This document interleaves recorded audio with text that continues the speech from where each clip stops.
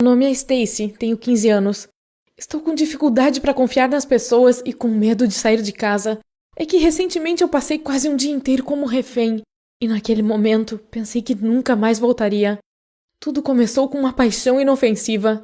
Eu adoro música e passava muito tempo na loja de música, ouvindo e comprando discos de músicas antigas. Eu realmente gostava disso, e pouco tempo depois já tinha ouvido todo o acervo da loja, menos aqueles discos raros e caros, já que eu não tinha muito dinheiro. Então eu só ficava perto da prateleira, admirando eles e sonhando em um dia poder comprá-los. Aí, um dia, uma mulher se aproximou de mim e me cumprimentou. Ela disse que eu tinha um ótimo gosto musical. Brinquei de volta, dizendo que não adiantava nada gostar de músicas boas quando não se tinha dinheiro para comprá-las. Nós rimos e começamos a conversar. Parece que gostávamos das mesmas bandas. Sabíamos todas de cor do The Doors e nós duas adorávamos vitrolas. Eu gostei da nossa pequena conversa. Foi tão agradável e fácil conversar com ela. Era como se aquela mulher fosse uma cópia exata de mim. Seu nome era Ellen. Depois, ela me encontrou no Facebook e conversamos muito por lá. Pouco depois, trocamos números de telefone e combinamos de nos encontrarmos na loja de novo para falar sobre música. Acho que foi assim que nos tornamos amigas. Pois é, eu tinha uma amiga adulta e talvez isso fosse meio estranho. Mas esse é um ótimo exemplo de como interesses em comum aproximam as pessoas. 2 dias depois, lá estava eu de novo, na sessão da edição limitada de vinis. Aí, de repente, a Ellen chegou e disse que eu deveria parar de ficar olhando aqueles discos, pois já era hora de ouvi-los. Ela pegou um álbum dos Rolling Stones e caminhou vigorosamente para o caixa. Para ser sincera, eu senti muita inveja dela naquele momento. Eu não tinha dinheiro para comprar o disco, mas quando ela pagou, voltou para perto de mim e me convidou para ouvir o álbum na casa dela. Fiquei super empolgada. Eu nunca tinha tido uma chance assim antes. E agora eu estava sentada no carro dela, segurando aquele disco. Maravilha!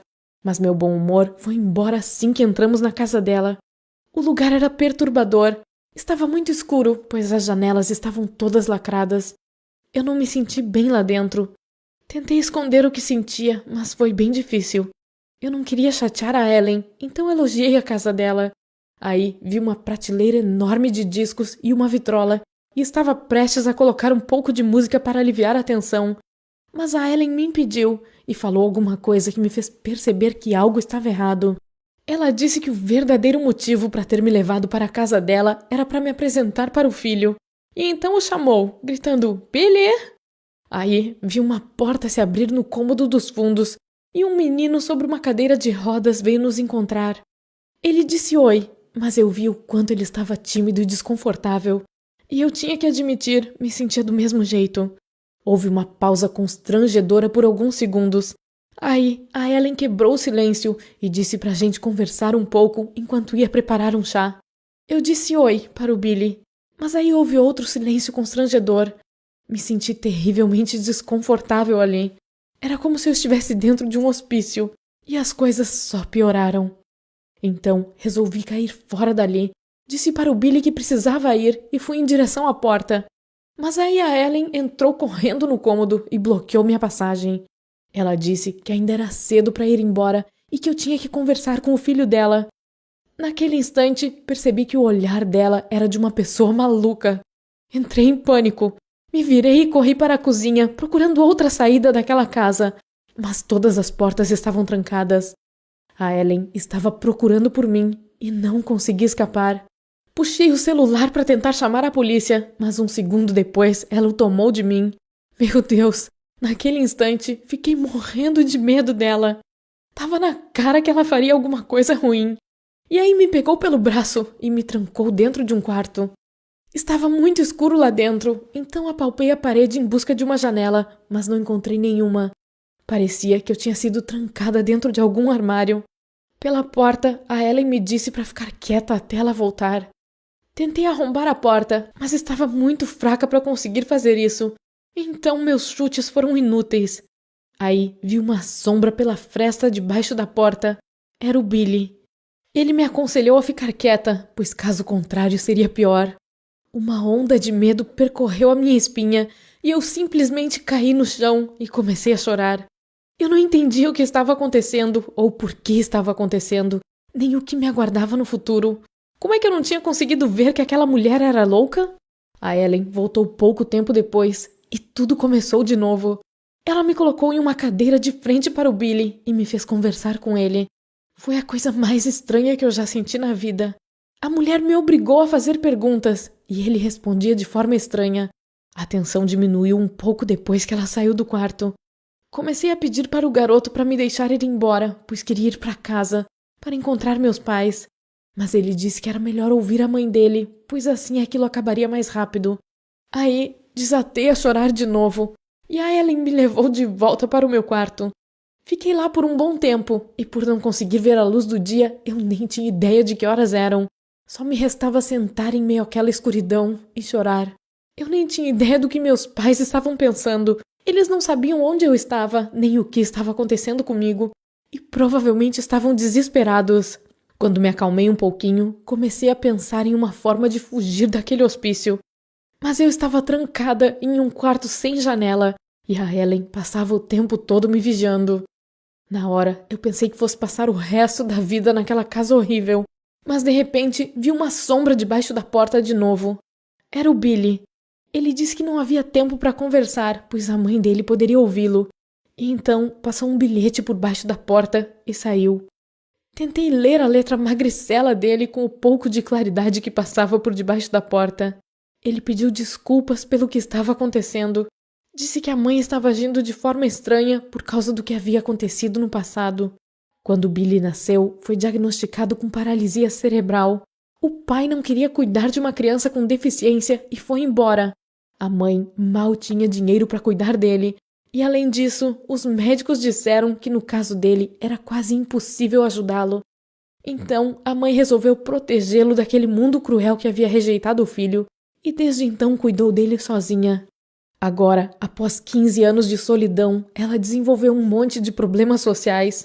Ele era solitário também, e seu único hobby era a música. Recentemente, a mãe disse que ele precisava de amigos e estava levando a ideia ao extremo. Então começou a procurar por adolescentes com os mesmos gostos dele. E foi assim que ela me encontrou.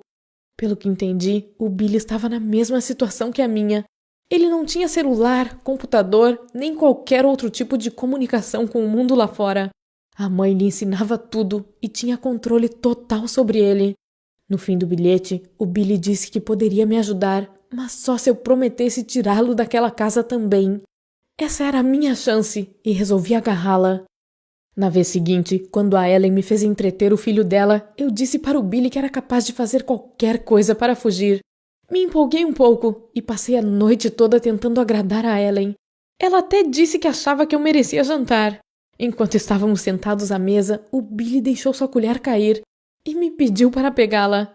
E quando me abaixei para pegar, ele colocou alguma coisa no meu bolso. Era outro bilhete. Lá estava escrito: "Fique pronta às 2 da manhã". Finalmente eu tinha esperanças de que aquele pesadelo iria acabar logo. Eu não tinha acesso a relógio algum, então fiquei andando em círculos no quarto para me manter acordada. Eu estava exausta, havia passado o dia inteiro tensa, com medo. Tudo o que eu queria era deitar no chão e desmaiar, mas tinha que me manter acordada. Pouco depois, ouvi uma batida leve na porta e uma chave surgiu debaixo dela. Abri rapidamente a tranca e saí silenciosamente do quarto. Agora só restava sair daquela casa. Mas todas as portas estavam trancadas. Quando abri aquelas cortinas pesadas, vi que as janelas estavam trancadas também. Ok, eu não tinha outra opção. Peguei uma cadeira e quebrei o vidro com ela.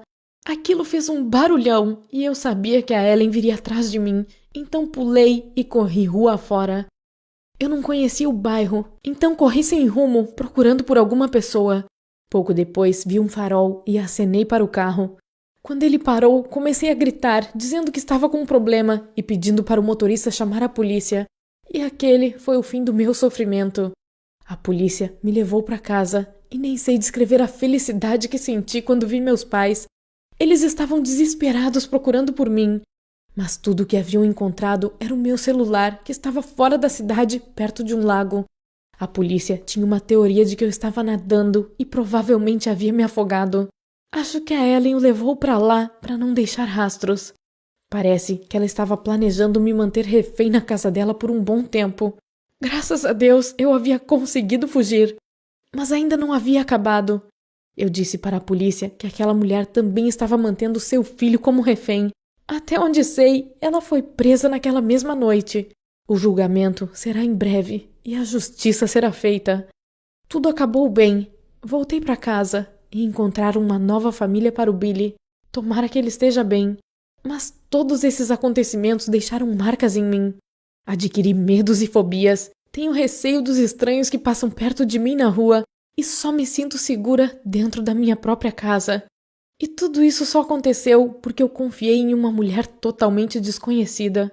Então, por favor, tome cuidado. Obrigada por assistir. Você tem algum conselho sobre o que eu posso fazer para lidar com meus medos e traumas? E volto a dizer, por tudo que é mais sagrado, nunca converse